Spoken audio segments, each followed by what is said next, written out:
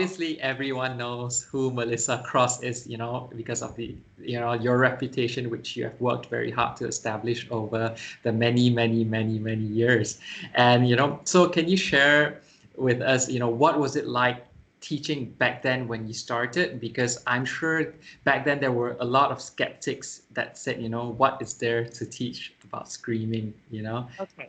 Yeah. So, first of all, you have to understand that I was already a voice teacher for 8 or 9 years before a friend of mine, uh, someone I went to school with, and he knew I was a voice teacher, and he was having trouble getting his artist through a recording session without losing their voices. And I knew about vaguely about the genre. I mean, I've always been a rocker, but the whole hardcore metalcore thing that had started very small underground. And this guy was recording those bands in his basement. And so I had been to one show, all right? I saw Megadeth, Slayer, and Bad Brains. I was on the balcony looking down. I saw this sea of kids dressed very similarly with like hand signals and and I was looking down and I was like, my God, this is like how I got into music. There was this solidarity, but I got into music in 1968 and it was solidarity against the Vietnam War. And it was like this togetherness. And I looked down and I was like, ah, oh, this is so beautiful. It's back. There's no more bullshit. This is so real. This is it. This is it. I want to be oh, shoot, I'm too old. Dang. So I had in the back of my mind that I was really excited about this. Um, but at the same time, I wanted to be a part, but didn't want to be a poser. And then I got that call. So he brought in the student, and the student went like, and I was like, okay. And instead of saying no, there's no way, I'm a voice teacher, and there's no way that you can do that sound and not get hurt. I said, give me a second. I mean, give me some time, right? So I gave him this basic vocal exercises, right? But I took that sound and I tried to imitate it in a soft way. And then I figured out with my, technical know-how, how to make that sound bigger without constriction, right? Because I know what constriction feels like. I know what it sounds like. Like when you teach voice, you know by experience, you know what's happening where. And also, I am a voice science geek. I have been studying voice science since 1985 when I got injured after a show at CBGB, screaming my guts out. I was classically trained, but I could not use any of that training at CBGB. So I went through a healing process where I had a vocal injury. I did not have surgery. And through that therapy, I had figured out a bunch of things about the voice, including the vocal rest that I did for 6 months where I hit the books. But I hit the books and never stopped reading and going to voice science symposiums since, I started reading in 85, but I started going to the symposiums in 2006. So I've been to like all year, going voice science. I deal with doctors, voice scientists. So, I want to make sure that the language that I'm using is correct. But back to the story. So that student that producer brought in was Jesse Leech of Killswitch Engage. And this is in like before 2000. So there was no record contract for Killswitch Engage. And this guy was recording bands like Shadows Fall, God Forbid, Shia Lude, so many. Like he had all Jamie Josta, Hatebreed. They were all in part of his he had discovered this and he was enamored like I was. So I basically I figured out a way to actually make this sound without hurting. And I started to teach Jesse, and then Jesse told Jamie, and Jamie made appointments and didn't show up, but Andrew WK found out, and then Andrew WK told Toby from H2O, and then H2O went to Randy from Lamb of God and Andrew WK, and then all of a sudden, all these people like were like walking down my hallway, all tatted up, piercings, right? They're coming down the hall, and I'm like, shit, what if I fuck this hall, right? Because I'm, big, right? But eventually, you see, that was the year 2000, I think, something like that. So people, too many people came. It became too much, and so I said, you know what? I need to make a little film because I'm not going to be able to teach all these people. And I made this thing called the Zen of Screaming, and I had no idea how popular it would be. I did not do it to be cool. I did it as a service because I couldn't teach all these people. And so that has sold over, I think it might even be 200,000, 250 copies since it came out, which is a lot for a DVD, especially an instructional DVD. And it's distributed by a major distributor, but you can get it on my website, blah, blah, blah, blah, blah. But all this time I've like developed these friendships in this genre where I feel like I belong, even though I don't have tattoos or piercings or anything. I'm super afraid of commitment, I'm afraid I'm not going to like it after they do it. That's me. I still feel very much like a place where I belong. And metal is a place to belong. It is a perfect place for the disenchanted and the disillusioned and the exiled to come together and be in love with life. It's not satanic, it's not scary, it's not brutal, it's just fun. It's like bad horror movies, it's just fun. And it's not druggy, and it can be, but anything can be. But it's just a thing, and its underlying kind of energy is about betterment of treating other people right. In other words, there's something about doing the right thing with metal kids.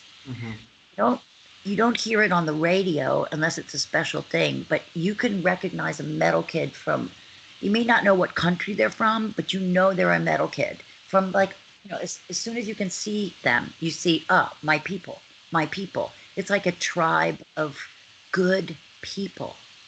It's a tribe of good people, and that's why I want to belong to it. And so I'm glad that I was able to, because I love voice. I love voice. I love to help people.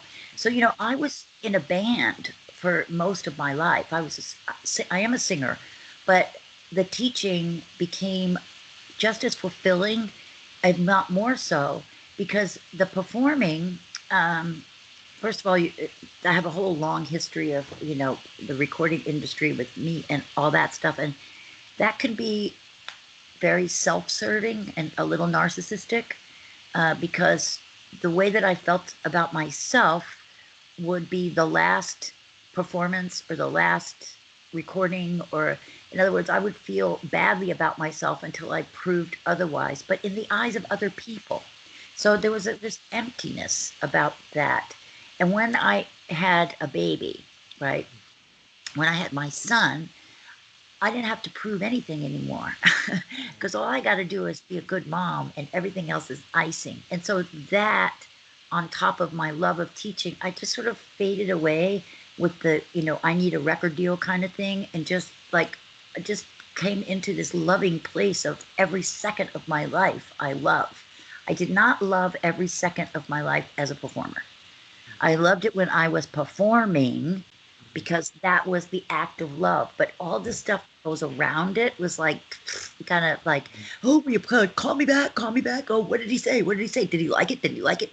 I was like, done, because I don't care if anybody likes it. So the last thing that I did is I made a recording that I knew was my best, and this is it.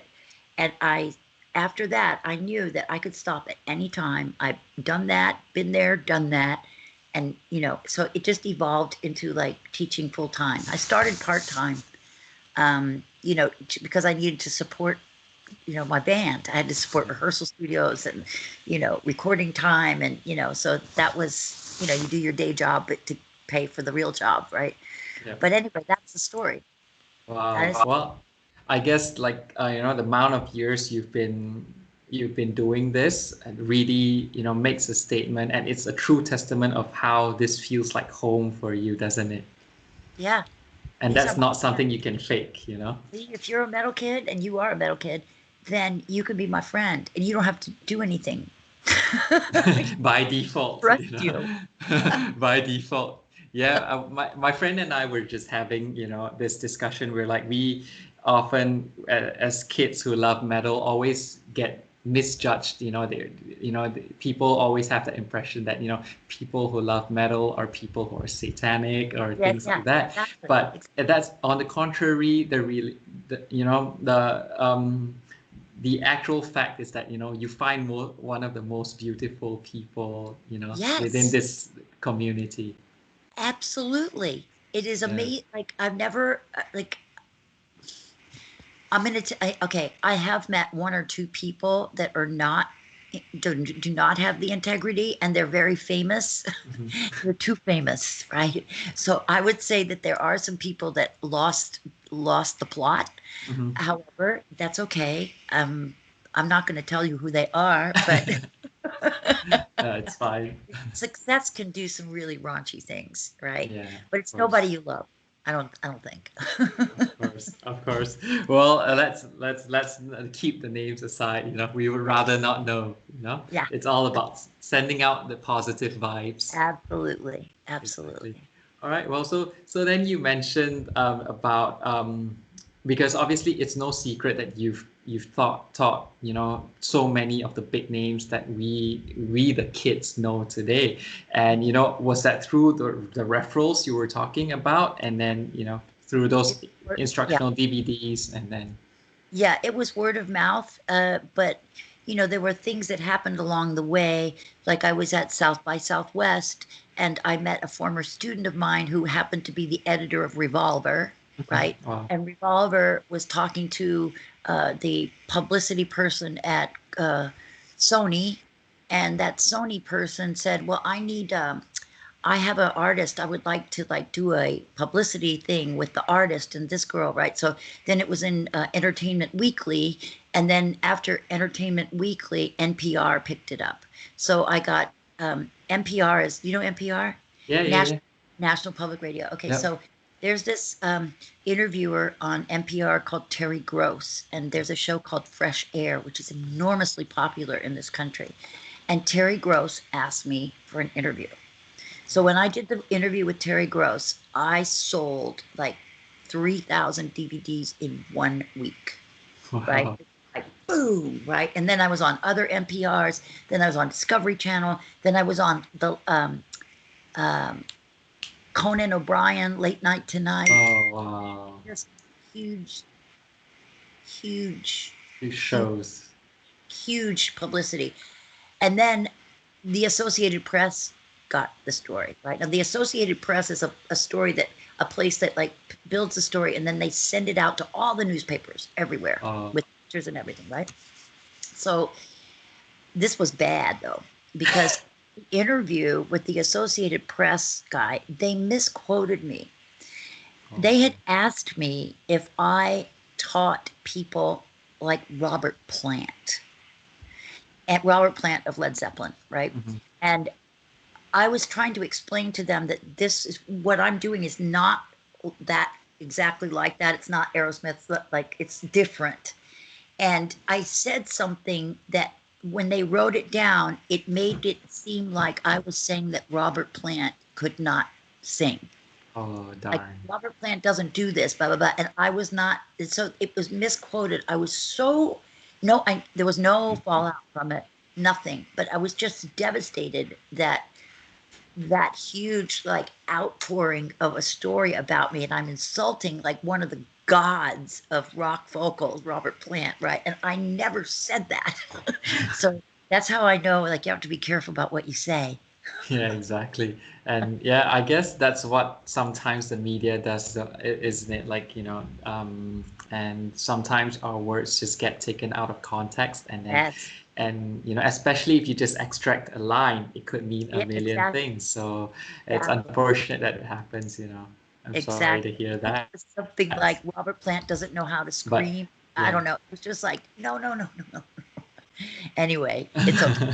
I went through it. Well, well, I'm sure over time people who knew who you were and who you are knows that that's not you. That wasn't you in terms of Yeah, of what course. how it was interpreted. The thing is, I think that I got results. In other words, there are people that were like really injured in the middle of big tours, and these tours are very expensive. Hmm. Very expensive. They're expensive to run, and they're expensive. They make a lot of money, so there's a lot of things at stake when the vocalist is not functioning. Mm. And so, as there was. I have been thanked for rescuing careers. And when you get one or two of those, we have people like on stage going and, oh, Melissa Cross is in the audience. Hey, say my Melissa, she saved me. Or a band will say, if Melissa Cross hadn't done this, this band wouldn't be. You get like two or three of those, and then I start to realize, okay, I need to do this. I'm doing the right thing, and I'm getting results. And I think that that's part of what the popularity is Mm-hmm. this, like the Zen of Screaming. My whole technique is really not about voice. It's about life. It's about surrender. It's about relaxation. It's about not faking it. It's about being inside the moment, being a sound, not making a sound, but Mm. actually becoming a sound. Because actually, scientifically, that actually connects the human to its communicating medium. And that's what makes it good, is that when the artist is vulnerable enough to just put it out there the way it comes out, then it's beautiful. It's a perfect snowflake. But when they start to add stuff that they think is what people want to hear, right? Then it gets into problems, not only health problems, but sound problems, because the brain is not in the proper place for communicating. Like when you sing, right? Or actually, when I say something, I went da da da. I don't choreograph the da da da before I say it. I mean it, da da da, and it can da, right? So it's like my voice is very connected to what I mean. But the danger with voice lessons is that conduit is interrupted, and then it becomes not authentic, and then it's a problem. It's a problem. And at least it's a problem is that people don't like it because it's not real. It's Mm-hmm. some kind of like artificial kind of Mm-hmm. thing. If you can't feel the love, then it's even coming through your ears, you can hear it on the CD. You can Mm-hmm. hear it on the stream. If somebody's like in it, you can tell. If they're Yeah, not in it, it's like, it's like lights on, nobody home, right? exactly. So that's life. That's exactly like life. You got to Amen do to what you that. do. You got to strip away all the bullshit, do what you do, show the love, and keep going. Yeah. You don't need to like add, accessories and earrings and nail Yeah. polish and patches, and you just need to have the vulnerability Yeah. or the courage to show how you feel for real. And that Yeah. is difficult Yeah. because It most is. people start this because they want to be loved. Yeah. That's why they want to belong. Yeah. That we all want to belong. So singers particularly have a big hole in their heart, most of them. Mm-hmm. The ones that have lasted this long to get any kind of a career, because it takes a long time. There's no overnight. It's always a team of people and a long series of things that happen that make a career like a household name, right? Mm-hmm. It's not just overnight they appeared. It never happens like that. They make it look like that. Yeah. So the thing is that, oh, I forgot what I was saying. What was I leading to there? Oh, thanks. It's talking about life. Yeah, it's about not adding stuff for the purpose of being liked. Mm-hmm. that it takes a lot of courage because I know what I was saying, because singers, I love this quote. It says, I can't remember who said it. I read it in some magazine. I only wanted the love that only 1,000 strangers could give. So it's not like the heart is not necessarily longing for one thing forever, like a happy marriage. It's just this mass amount of like validation. Mm-hmm. And usually that happens because, something happened at home, the parents, Mm-hmm. whatever. Maybe you have bipolar, I don't know. But Mm-hmm. there's this like human need to be connected to another person or thing. And sometimes when that person has a hole in their heart because they haven't connected with the love in themselves, only the love of strangers can look like it will help. But Mm-hmm. that's why you get famous people that aren't happy, Mm-hmm. because they still have the hole in the heart and it never gets filled up. And that is, I mean, there's a clinical biological aspect to depression, but I believe that depression is that fight inside of somebody who cannot find the nurturing of a mother inside of themselves. So they look for parents outside of themselves to make it better, to pick them up, to rock them, right? So anyway, music saved my butt from that. That's what I've always been a rocker since 62, when I was, 6 years old, and I had my first, little record player with Beatles and, Mm-hmm. Rolling Stones. I never left the rock scene. Never. I have been a rock warrior my entire life. So this is just like an extension of that, is that I just follow the rock. I follow the solidarity because I had a hole in my heart. But while I was doing this and loving this, the hole got filled up a little bit because I became familiar with what I love and how I can be of service. Service is my motto. And I learned it because I'm going to say this, I'm not going to say it too loud. And I don't want to like I'm not trying to preach to anything, but I am a recovering drug addict. And so when I was an artist, I was extremely sick with substance abuse. And that recovery from that also was about cleaning up that hole in my heart. So a lot of performers have the energy to put up with all the bullshit because it's survival. They cannot live on this earth without the validation because they are so sad and lonely. So, but I got less lonely because I did service, right? But being Yeah. on stage was not necessarily service. That was me trying to get something. Please love me. Well, I don't have to even ask now because when I'm doing what I love, I get love, right? Exactly. So that's life. See, I told you, voice lessons is life. About life.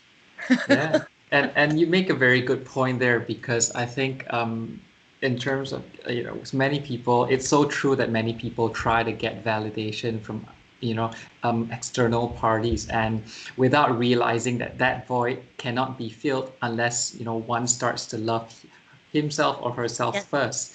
Once you yes, start to love who you are, your own voice, how you sing, acknowledging that this is who you are, that's where that gap starts to fill up. you're absolutely right. The thing is that when you say love of self, right? People would tell me that, and it sounded like a cheesy birthday card, like you buy at the cafe. Like, life is full of cherries. Like it has that kind of like Yeah. preachiness to it. And I didn't understand what that felt like. I know the concept, right? But when you grow up with a hole in your heart, for whatever reason, it's nobody's fault. It just is what it is. It's only until you're ready do you get to that place where you're ready. And it is a journey that is difficult because it means letting go of the protection that you've built all of this time to survive, like singing well.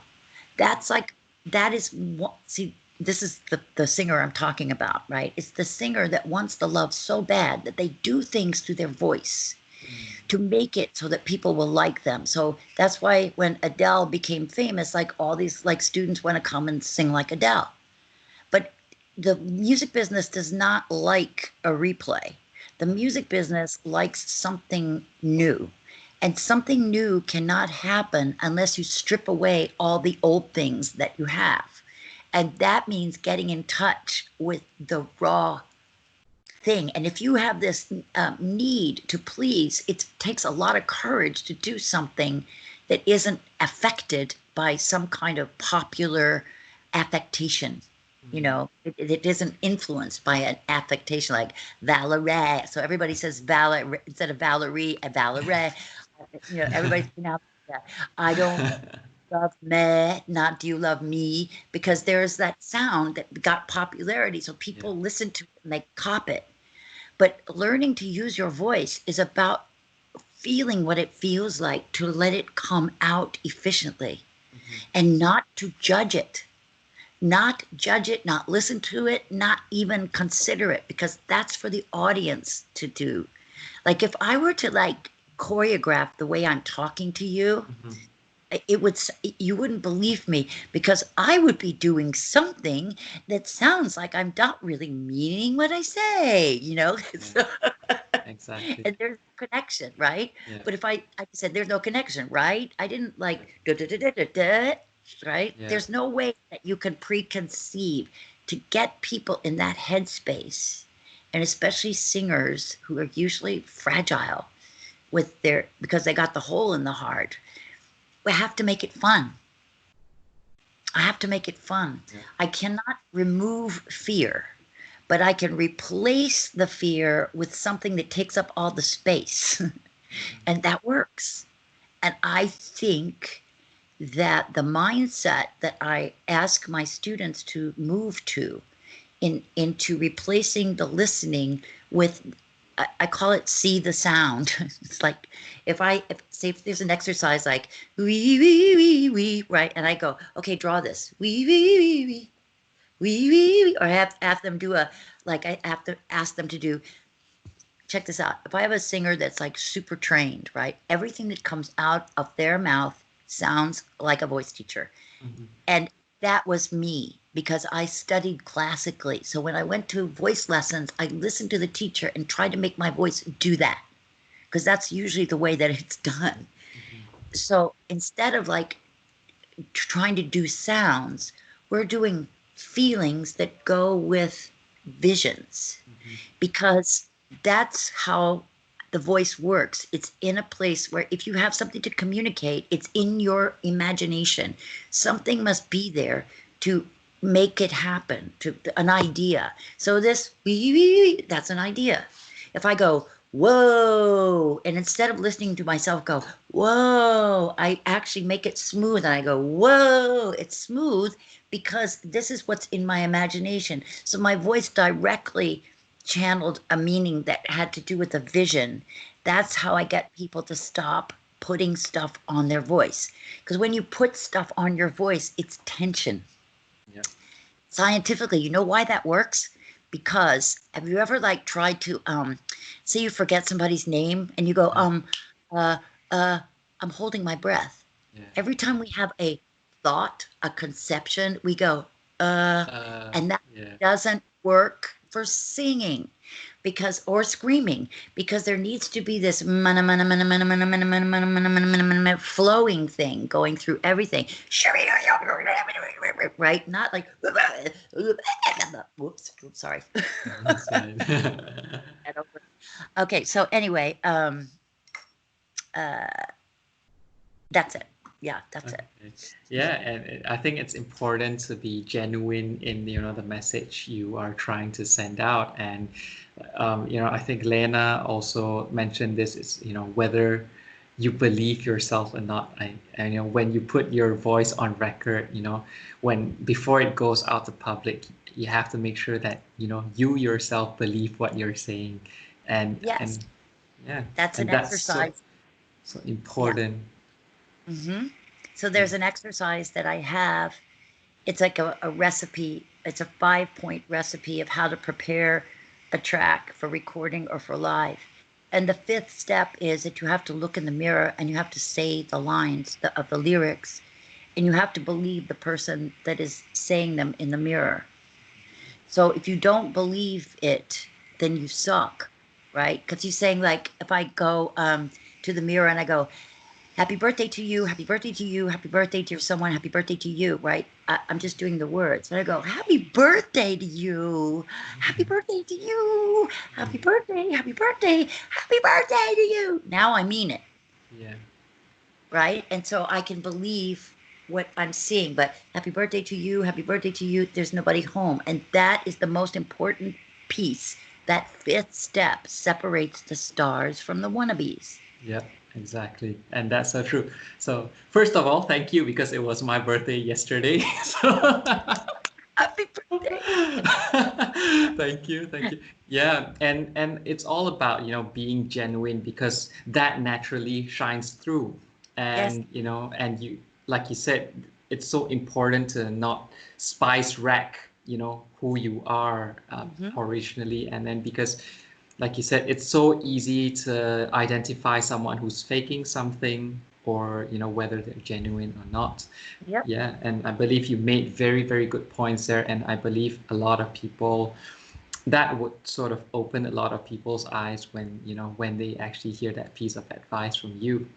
So, Mm-hmm. so in that you did mention about, people getting hurt performing. So one of the questions I wanted to ask is, at what point do, your students actually go to you? Do they usually go to you when they want to start singing, or when they've already hurt themselves, or they've It's hurt about themselves? Yeah, 50-50. It's it's about about 50-50. It's okay. both. Um, the uh, the usual one is, see, getting hurt so that it cancels the tour. That's when I get a call, but that doesn't happen as often as an artist, a label that says, so and so wants to stretch it, do this on this record, and could you just help them out with the, or it's often like so and so is like getting fatigued after the third show. Could you please help? Or that's what the label stuff usually is. And then there's new people that want to get to be successful, and they often think that it's their voice that they need to work on, and it's not the voice unless they're getting hurt. Hmm. It's usually the entire package isn't baked yet. It's just not baked. It's like sometimes when people are too eager to get out there, right, they'll start dribbling out stuff that's not as great as it could be, right? There's no rules about how to, be successful. But that self there's like a spiritual law, like the law of attraction, the law of like investment. Like if you really want something really badly, you're probably not going to get it because you are creating energy that you don't have it.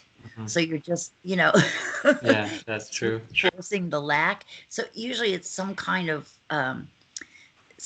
underlying spiritual thing. Of course, who could prove that though? Yeah. This is science.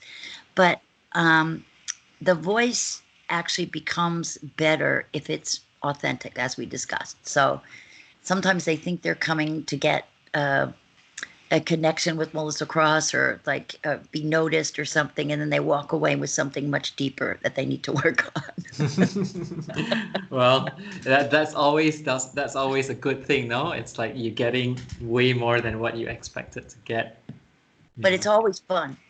Yeah, I'm sure it is. So you also mentioned about, this new people coming in. So do you actually see a difference between the students you had back then and the students you're getting now? Is there like a huge difference in terms of how, when they come to you, the eagerness to learn or the eagerness to actually be a good vocalist? Do you see a difference between the students you taught back then versus now?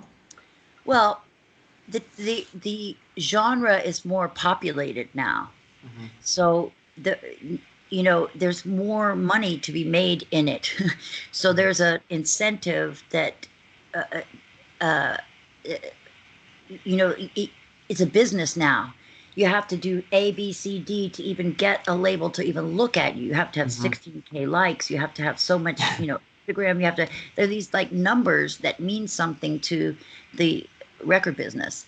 Mm-hmm. And so the first thing I have to tell them, because a lot of them are naive about this, now that there's so many people doing this, the competition is stiffer. It Mm-hmm. wasn't so competitive last time. I Mm-hmm. mean, or 20 years ago, because nobody gave a shit. That's true. That's very true. Because it's just a bunch of kids in a club, but now it's big bucks, right?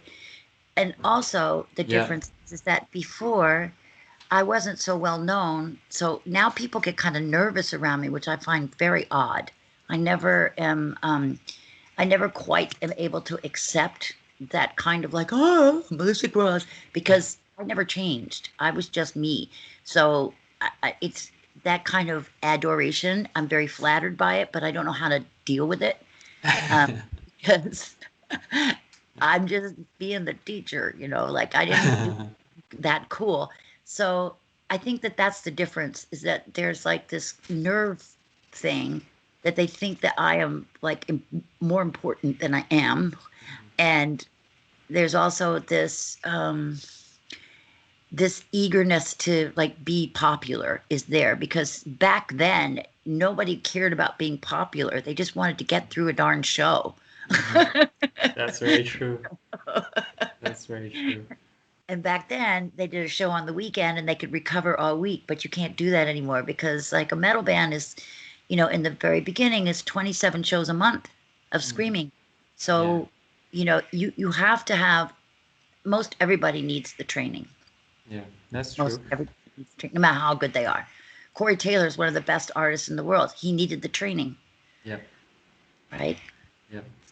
Yeah, and I think that makes a lot of sense. But I think, building on the point you made where, I think, of course, back then, not as many people cared as they do now about, Yep. actually getting lessons. And I think there must be a mixture between, people who are extremely eager to learn from you in terms of technique. But I think you are right about, some people having the intention of, I mean, it's all for the sake of getting famous, if you get what I mean, Yep. and that's a bit unfortunate. And I think that's kind of where all that unnecessary anxiety kicks in on their end. They're like, oh, I'm with Melissa Cross, I'm Melissa Yeah, yeah, Cross, yeah. But if they actually open their heart to actually learning from you, I mean, I think you're like a teddy bear, It's like Yes. this loving teddy True. bear. And I make sure that they relax and learn. Like I make sure that they're completely at ease. So it's not really a problem. But definitely makes it different Yeah. than it was. And I don't have that kind of power that people think because of my notoriety. People think like, oh, I want to get my CD to like Jamie Joster. Like these artists have no power like that. They just because they have notoriety doesn't mean that they can move anything because it's a business. And so the bean counters are the bean counters, and an A&R department in a label, they have so much money that they can spend, and they're not going to spend it until they're absolutely sure. But that's a subjective thing on their part. It's musical taste. I cannot pull favors anymore. Early on in the business, when I was a singer, if you knew the right lawyer, if you knew the right person, you could get in the door. It's not like that anymore. Hmm. It is not like that anymore because they're not interested in favors because favors do not indicate an organic grassroots like popularity. And now they know that artists themselves are the ones that have to create that in order for the label to benefit from it. Otherwise, they're spending money that doesn't even work spending because Okay. nobody listens to magazines and nobody listens to the television and nobody listens to like that kind of like promotion that was shoved down your throat for so many years. It's Hmm. all like word of mouth, viral, online Hmm. kind of thing. And that can only happen